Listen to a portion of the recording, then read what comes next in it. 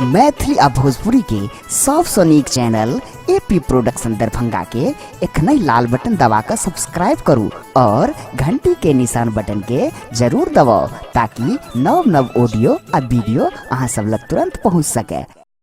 बरसात के बुलबुला जका माँ सीजने सीजन में आबै छै। बरसात के बुलबुला जका माँ सीजने सीजन में आबै छै। मुख से कुछ न बोली ही गे मैया सारा जग तर पाबै छै। अब की तोरा आबै से पहिले अब की तोरा आबै से पहिले मन में साजल अरमान गे। बेसी कुछ न चाही गे मैया चाही सिर्फ वरदान गे। प्रेम से बाजू शेरा वाली मैया की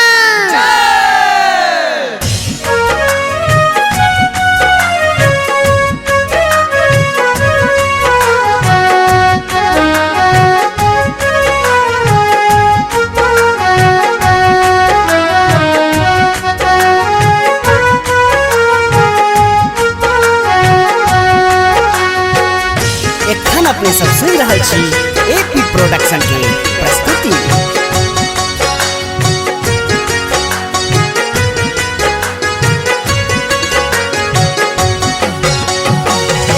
सब साल आबै छी सब साल जाइ छी। सब साल आबै छी सब साल जाइ छी। जाए से पहले एगो काम कह दिया अपन हाथ हमरा माथा पे रख के तीन टा हमरा वरदान दऽ दिया। अपन हाथ हमरा माथा पे रख के तीन टा हमरा वरदान दऽ दिया।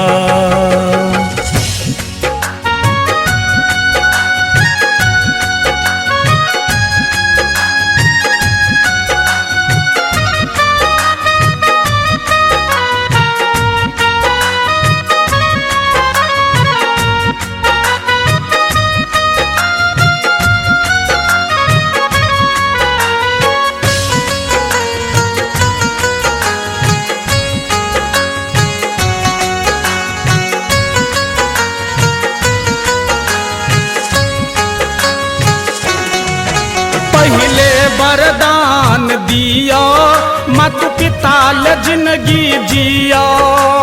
हे हे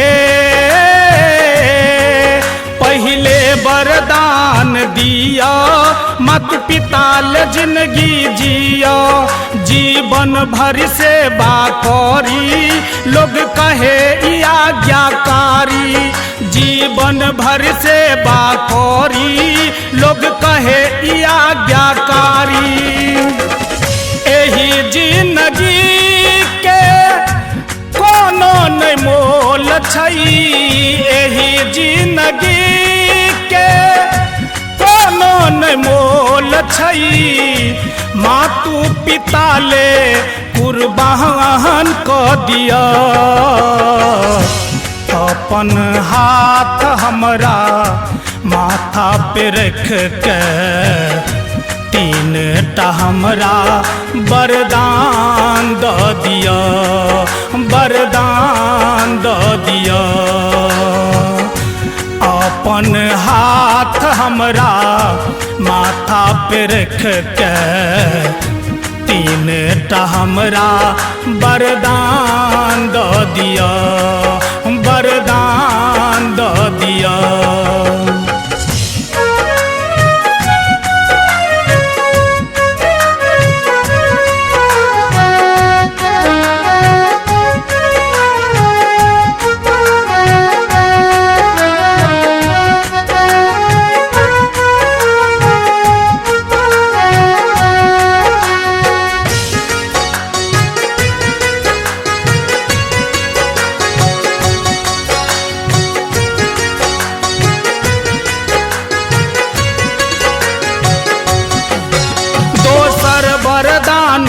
बिचारी हमरा बना दिया उपकारी।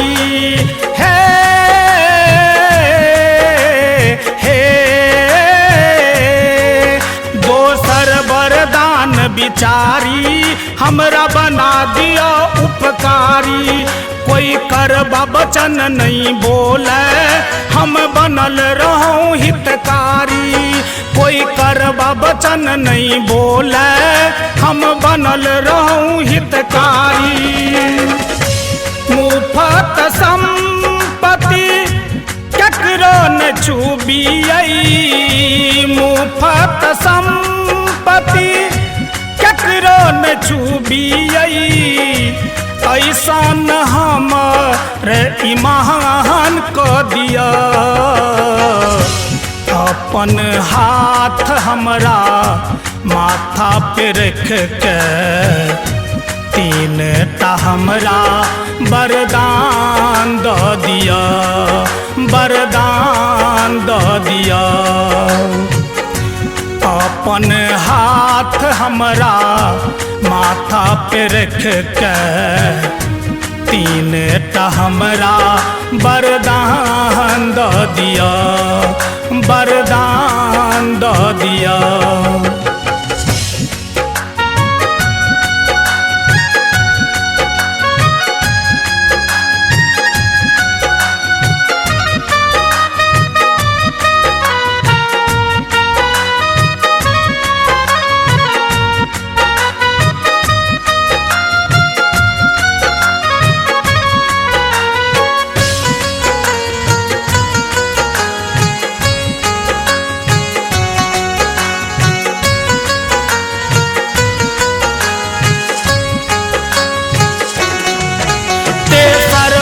जीवन शक्ति माँ तोरे करियो भक्ति। हे हे तेसरवर जीवन शक्ति माँ तोरे करियो भक्ति। कुमार्ग कबो न धरऊं सुमार्ग कबो न छोड़ऊं। कुमार्ग कबो न धरऊं सुमार्ग कबो न छोड़ऊं। कहै छो विमल मैया अपना चरण में, कहै छो विमल मैया अपना चरण में। 100 बार प्रणाम ल लिया, अपन हाथ हमरा माथा पे रख के तीन टा हमरा वरदान दो दिया, वरदान दो दिया। अपन हाथ हमरा माथा पे रख के तीन टा हमरा वरदान दो दिया, वरदान दो दिया। सब साल आबै छी सब साल जाइ छी, सब साल आबै छी सब साल जाइ छी। जाए से पहले एगो काम क दिया, अपन हाथ हमरा माथा पे रख के तीन टा हमरा वरदान दो दिया। अपन हाथ हमरा माथा पे रख के तीन टा हमरा वरदान दो दिया।